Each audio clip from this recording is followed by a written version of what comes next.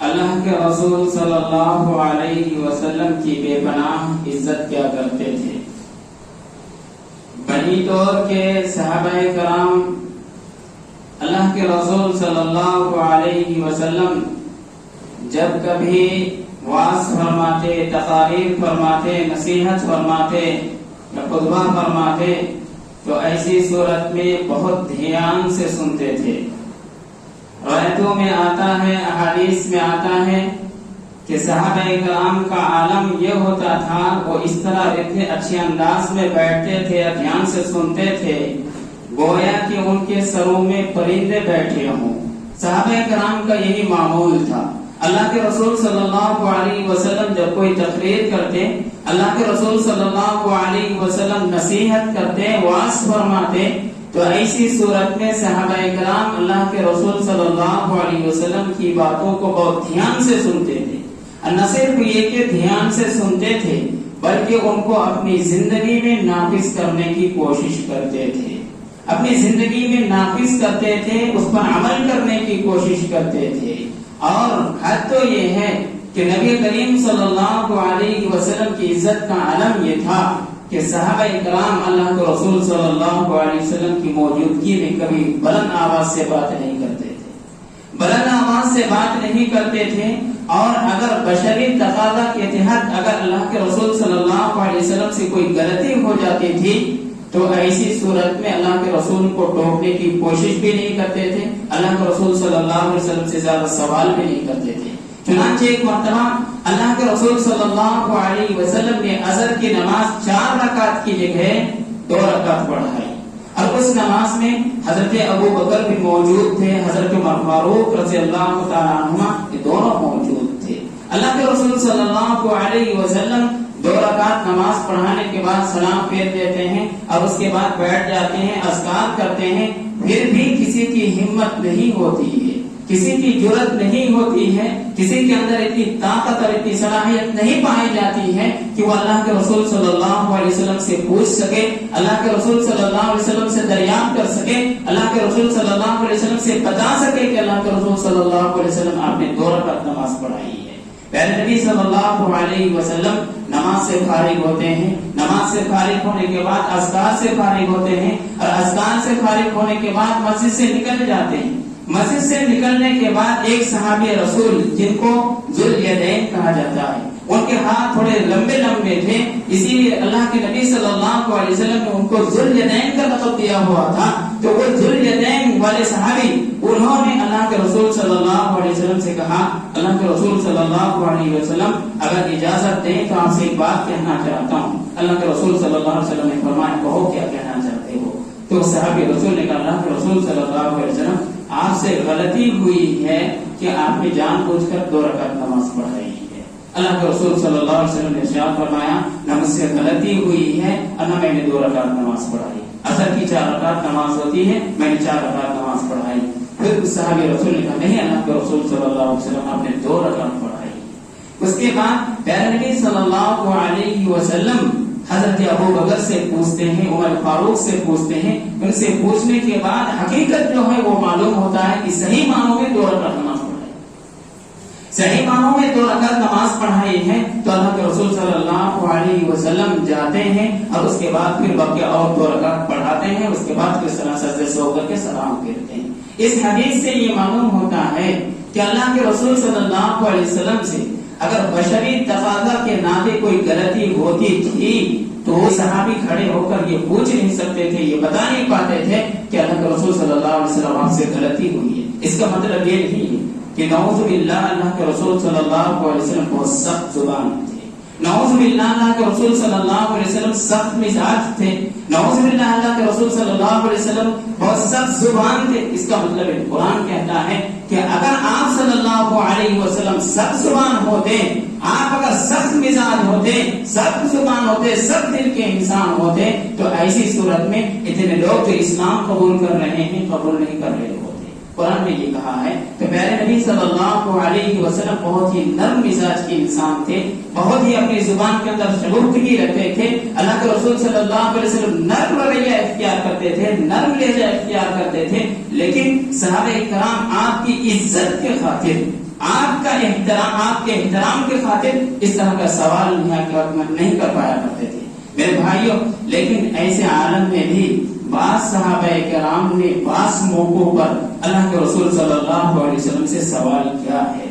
حضرت عبداللہ بن مسعود رضی اللہ تعالیٰ عنہ فرماتے ہیں کہ میں نے اللہ کے رسول صلی اللہ علیہ وسلم کی خدمت میں حاضر ہوا اور اس کے بعد اللہ کے رسول صلی اللہ علیہ وسلم سے سوال کیا, ای العمل احب الی اللہ عز وجل.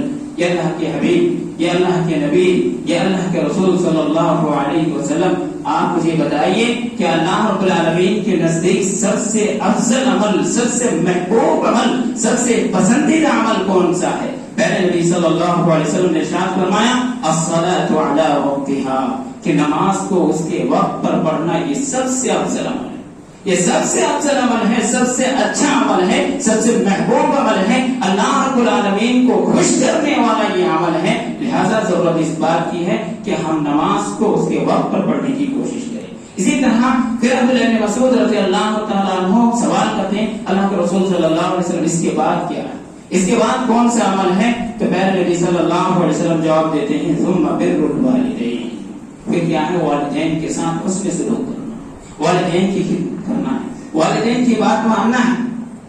نبی کریم صلی اللہ علیہ وسلم نے نماز کے بعد, عبادت کے بعد دوسرے نمبر پہ والدین کا تذکرہ فرمایا.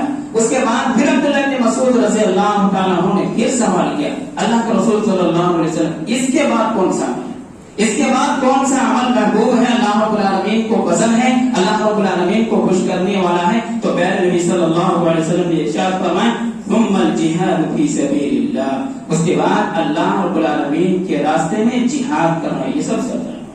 تو پیارے نبی صلی اللہ علیہ وسلم نے اس حدیث کے اندر 3 چیزوں کا تذکرہ فرمایا ہے. سب سے افضل عمل نماز کو اس کے وقت پر پڑھنا ہے, دوسرے نمبر پر کیا والدین کی خدمت کرنا ہے, اور تیسرے نمبر پر پیارے نبی صلی اللہ علیہ وسلم نے جہاد فی سبیل اللہ کو رکھا.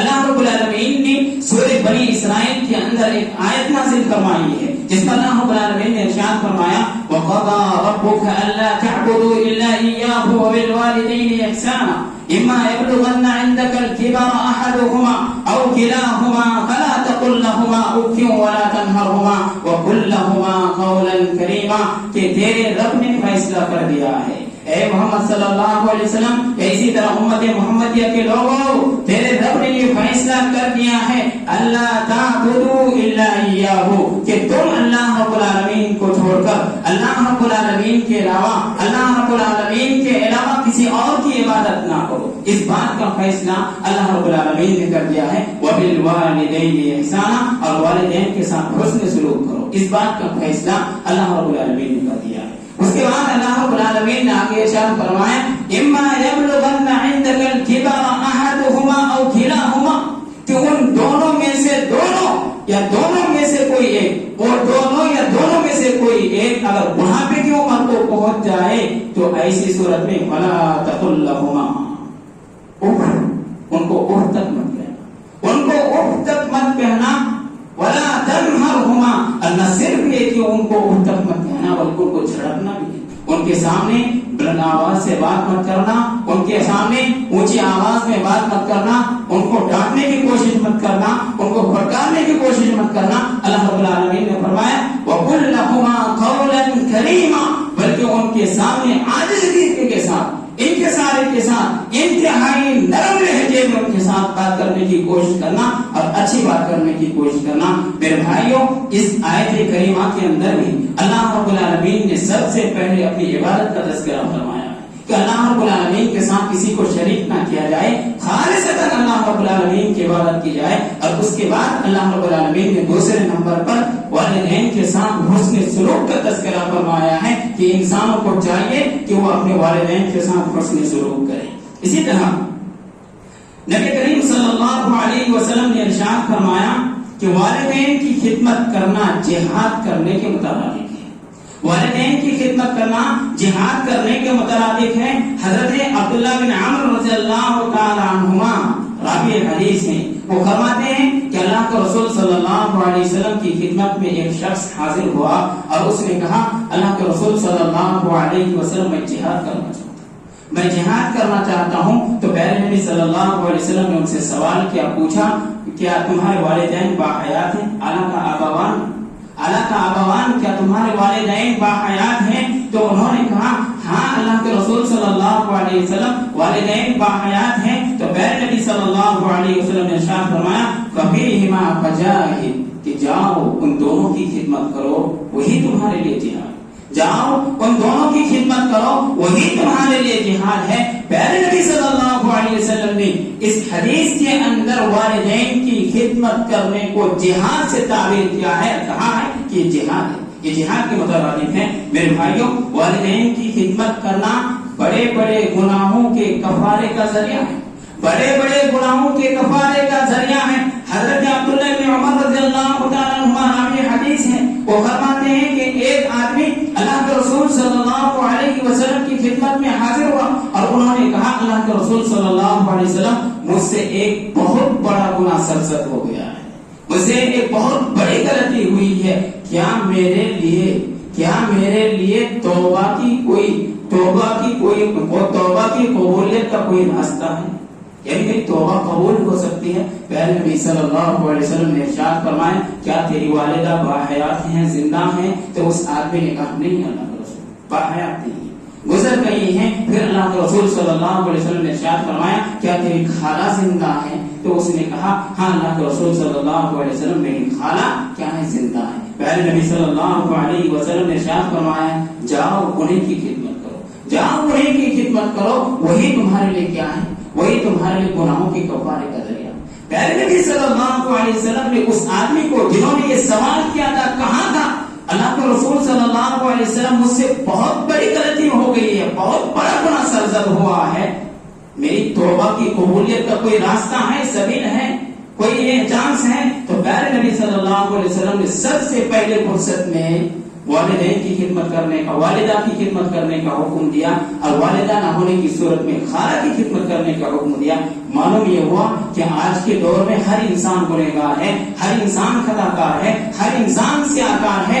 جن کی والدہ باحیات ہیں وہ اپنی والدہ کی خدمت کر کے گناہوں کی بخشش کروا سکتا ہے، گناہوں کی مغفرت کروا سکتا ہے. توبہ کر کے اللہ رب العالمین کے سامنے گر گرا کر اور اللہ رب العالمین کو یہ واسطہ دے کر کہ اللہ تیری رضا کے لیے میں نے اپنی والدہ کی خدمت کرنے کی کوشش کی ہے، کہ اللہ تو اسے شد قبولیت سے نواز، اسے تو قبول فرما. یقیناً اللہ رب العالمین کے ذات سے امید کی جا سکتی ہے کہ اللہ رب العالمین ایسے بندوں کے بڑے بڑے گناہوں کو کیا کر دیں گے، معاف کر دیں. میرے بھائیوں، والدین کی رضامندی یہ اللہ رب العالمین کی رضامندی ہے. پہلے نبی صلی اللہ علیہ وسلم نے ارشاد فرمایا رضا رب فی رضا الوالدین کہ اللہ رب العالمین کی رضامندی وہ والدین کی رضامندی ہے. اگر کوئی انسان اپنے والدین کو راضی رکھتا ہے، کوئی انسان اپنے والدین کی خدمت کرتا ہے، ان کو خوش رکھتا ہے، تو ایسی صورت میں گویا کہ اللہ رب العالمین بھی اس سے خوش ہے. اس کے بعد پہلے نبی صلی اللہ علیہ وسلم نے فرمایا وَسَخَطُ اللَّهِ فِي سَخَطِ الْوَالِدَيْنِ والدین کی ناراضگی یہ اللہ رب العالمین کی ناراضگی ہے. لہٰذا میرے بھائیوں کبھی اپنے والدین کو ناراض کرنے کی کوشش مت کرنا، ہمیشہ اپنے والدین کی خدمت کرنے کی کوشش کرنا، ان کو خوش کرنے کی کوشش کرنا. اور یاد رکھنا پہلے نبی صلی اللہ علیہ وسلم نے اس صحابی رسول جس کا نام جاہمہ بتایا جاتا ہے، انہوں نے کہا تھا اللہ کے رسول صلی اللہ علیہ وسلم میں جہاد کرنے کے لیے جانا چاہتا ہوں، آپ سے مشورہ لینے کے لیے آیا ہوں، آپ کیا فرماتے ہیں اس مسئلے میں؟ تو پیارے نبی صلی اللہ علیہ وسلم نے فرمایا کہ کیا تیری والدہ باحیات ہیں؟ تو انہوں نے فرمایا ہاں والدہ باحیات ہیں. پیارے نبی صلی اللہ علیہ وسلم نے ارشاد فرمایا فَلْزِمْهَا كَإِنَّ الْجَنَّةَ عِنْدَ رِجْلِهَا کہ جاؤ ان کو لازم پکڑو، ان کی خدمت کرو، ان کی مدد کرو اور خدمت خلق انجام دو، والدین کو خوش رکھنے کی کوشش کرو، وہی ان کے قدموں کے نیچے کیا ہے؟ جنت ہے۔ ان کے قدموں کے نیچے کیا ہے؟ جنت ہے۔ میرے بھائیو، والدین کو ناراض کرنے کی کبھی کوشش مت کرنا، والدین کو خوش رکھنے کی ہمیشہ کوشش کرنا۔ جو شخص والدین کی خدمت کرتا ہے اس کو دنیا ہی میں جنت نظر آتی ہے، اس کی ساری دعائیں قبول کی جاتی ہے، ساری دعائیں قبول کی جاتی ہے۔ اور اس سلسلے میں زیادہ نہیں، ایک واقعہ آپ کے سامنے رکھنا چاہتا ہوں۔ حضرت اویس قرنی کو کون نہیں جانتا؟ اویس قرنی مشہور و معروف تابعی، اللہ کے رسول صلی اللہ علیہ وسلم کے زمانے میں ایمان لاتے ہیں، اور ایمان تو اللہ کے رسول کے زمانے میں لاتے ہیں، لیکن اللہ کے رسول صلی اللہ علیہ وسلم سے ملاقات نہیں ہو پاتی۔ اللہ کے رسول صلی اللہ علیہ وسلم سے ملاقات جن کی ہوئی ہے، اللہ کے رسول صلی اللہ علیہ وسلم پر ایمان لائے ہیں، اور اسی ایمان کی حالت میں جن کا انتقال ہوا اس کو صحابی کہتے ہیں۔ اور میں ان کو اویس قرنی کو تابعی کہہ رہا ہوں، اس لیے کہہ رہا ہوں کیونکہ اللہ کے رسول صلی اللہ علیہ وسلم کے زمانے میں ایمان لائے تھے، لیکن اللہ کے رسول صلی اللہ علیہ وسلم سے ملاقات نہیں ہوئی تھی۔ وجہ کیا تھی ملاقات نہ ہونے کی؟ پیارے نبی صلی اللہ علیہ وسلم نے ارشاد فرمایا عمر رضی اللہ تعالیٰ عنہ کو مخاطب کر کے کہ یہ عمر ایک آدمی ہے جو مجھ پر ایمان لا چکا ہے، اور اس کا نام کیا؟ اویس ہے، اور وہ قرنی ہے۔ اویس ہے اور وہ قرنی ہے، یعنی اس کو برس کی بیماری تھی، اور وہ بیماری ابھی ختم ہونے کو ہے، ایک درہم کے برابر یہ کمر میں کیا ہے وہ بیماری باقی رہ گئی ہے۔ اگر وہ تجھ سے ملے، تم ان کو پالو، تو ایسی صورت میں ان سے تم اپنے لیے دعا کروانا، تم ان سے اپنے لیے دعا کروانا۔ حضرت اویس قرنی اللہ کے رسول صلی اللہ علیہ وسلم سے ملاقات صرف اس وجہ سے نہیں کر پائے تھے کیونکہ ان کی ایک والدہ تھی، ان کی ایک والدہ تھی، وہ اپنی والدہ کی خدمت کو چھوڑ کر، یا ان کی والدہ کی خدمت کرنے والا کوئی اور نہیں تھا جس کی وجہ سے صحابیت کا درجہ وہ چھوڑ دیے۔ ان کو معلوم ہے کہ اللہ کے رسول سے ملاقات ہوگی تبھی ہم صحابہ ہو سکتے، صحابی ہو سکتے ہیں، لیکن صحابیت کا درجہ چھوڑ کر انہوں نے اپنے والدین کی خدمت کو ترجیح دی۔ نتیجہ یہ ہوا کہ پیارے نبی صلی اللہ علیہ وسلم نے حضرت عمر کو مخاطب کر کے فرمایا کہ تم ان سے اپنے لیے دعا کروانا، کیوں؟ کیونکہ ان کی زبان سے جو کلمہ نکلتا ہے، جو جملہ نکلتا ہے، اللہ رب العالمین عرش والا کبھی اس کو رد نہیں کرتا۔ اللہ رب العالمین اس بندے کی دعا کو، اس بندے کے جملے کو عرش والا کبھی رد نہیں کرتا، کبھی ان کو لوٹاتا نہیں ہے۔ لہذا حضرت عمر رضی اللہ تعالیٰ عنہ اس آدمی کی تلاش میں رہتے ہیں، اسی طرح اللہ کے رسول صلی اللہ علیہ وسلم کی وفات ہو جاتی ہے۔ اس کے بعد حضرت ابو بکر صدیق رضی اللہ تعالیٰ عنہ کی دور خلافت آتی ہے، وہ بھی ختم ہو جاتا ہے جب حضرت عمر فاروق رضی اللہ تعالیٰ عنہ کی دور خلافت آتی ہے۔ تو ایسی صورت میں ایک آدمی حضرت عمر فاروق رضی اللہ تعالیٰ عنہ کے پاس آتا ہے اور کہتا ہے یا امیر المؤمنین، آپ کو جس آدمی کی تلاش تھی، جس آدمی کو آپ ڈھونڈ رہے تھے، وہ آدمی حج کے لیے آیا ہوا ہے، بنا میں ٹھہرا ہوا ہے، اگر آپ اجازت دیں تو میں ان کو بلا لاتا ہوں۔ امیر المؤمنین حضرت عمر فاروق رضی اللہ تعالیٰ عنہ نے کہا کہ جس آدمی کے عزت و مقام کا یہ عالم ہے، اللہ رب العالمین کے نزدیک جس کا یہ مقام ہے، اس آدمی کو میں اپنے پاس بلاؤں، ایسا نہیں ہو سکتا، بلکہ اس کی عزت کے لیے اور اس کے اعزاز کے لیے میں ان کے پاس جاؤں گا۔ لہذا حضرت عمر فاروق رضی اللہ تعالیٰ عنہ اس آدمی کے ساتھ بنا پہنچتے ہیں، جاتے ہیں، دیکھتے ہیں کہ کچھ لوگ خیمہ لگائے ہوئے بیٹھے ہوئے ہیں اور ایک آدمی کھانا بنا رہا ہے۔ حضرت عمر فاروق رضی اللہ تعالیٰ عنہ سے سوال کرتے پوچھتے ہیں ایوکم اویس، تم میں سے کون اویس ہے؟ تم میں سے کون اویس ہے جو کھانا بنا رہا ہوتا ہے؟ وہ کہتا ہے کہیے میں ہوں اویس، میرا نام اویس ہے۔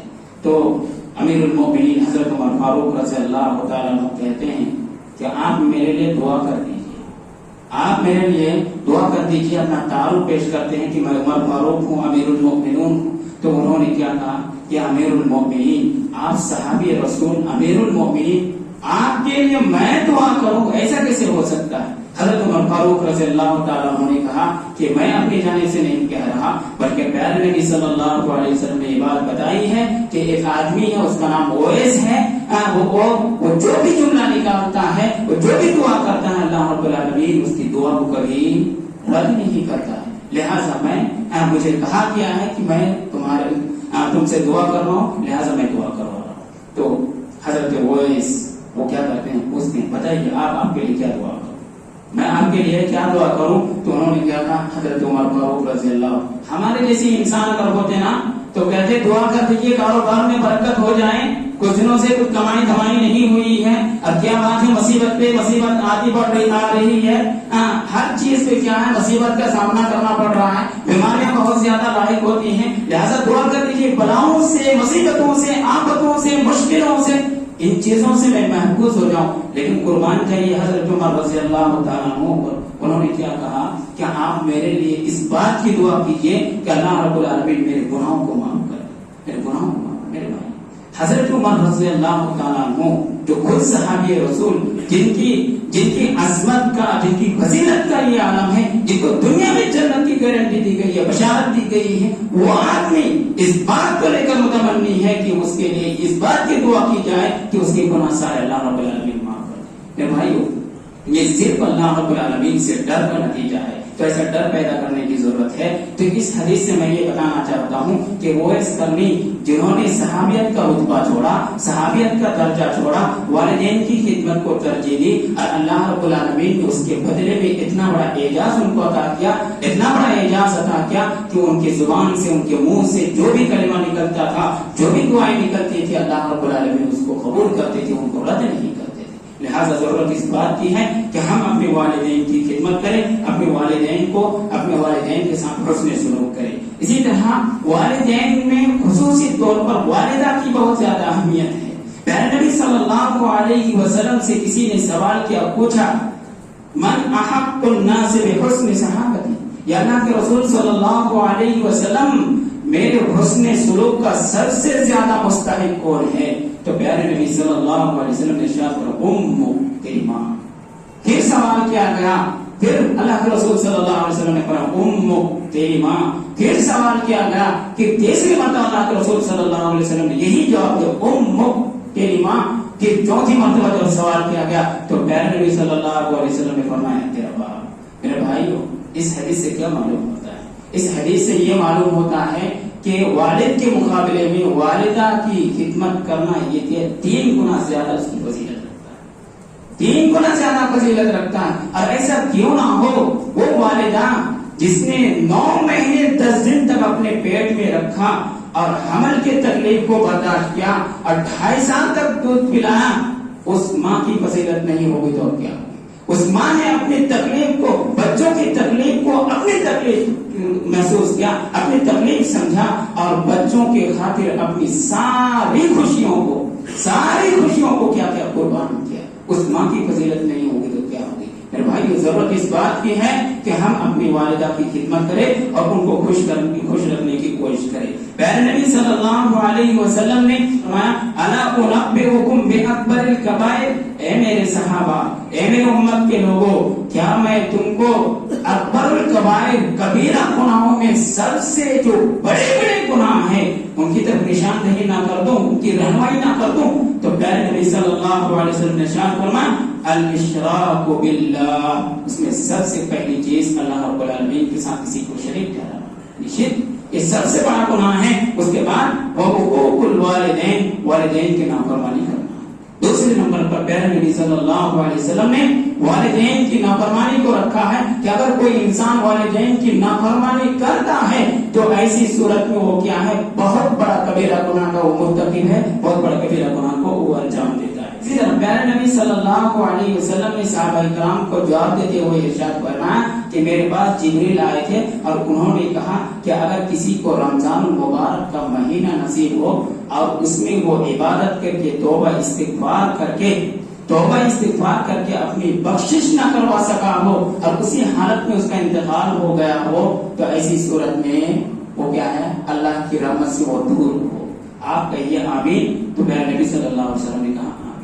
اسی طرح اس آدمی کے حوالے سے بھی کہا کہ جس آدمی کو بڑھاپے کی عمر میں والدہ یا والد دونوں میں سے کوئی ایک یا دونوں ملا ہو اور ایسی صورت میں ان کی خدمت کر کے اپنے آپ کو جنت کا مستحق نہ ٹھہرایا ہو، اپنے آپ کو جنت کا حقدار نہ بنایا ہو، بلکہ وہ जहन्नम में चला गया हो, तो ऐसी सूरत में उसके बारे में भी आप आमीन कहें। प्यारे नबी सल्लल्लाहु अलैहि वसल्लम ने उसके बारे में भी कहा आमीन, वो रहमत से क्या हो, दूर हो।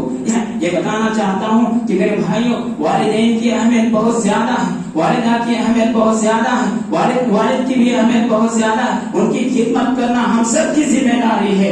अगर कोई वालिद या वालिदा बुढ़ापे की उम्र को पहुंच जाए, उनकी खिदमत करके जन्नत का मुस्तहिक अपने आप को ठहराना, जहन्नम से आजाद कराना हम सब की अव्वली जिम्मेदारी होनी चाहिए। लेकिन याद रखें, अल्लाह रब्बुल आलमीन ने इरशाद फरमाया, व इन जाहदाका अला अन तुश्रिक बिमा लैसा ली बिही इल्म मा लैसा लक बिही इल्म फला तुतिअहुमा। याद रखना, वालिदैन की खिदमत करना, उनको खुश रखना अपनी जगह पर है, लेकिन ये दुनियावी मामले में है।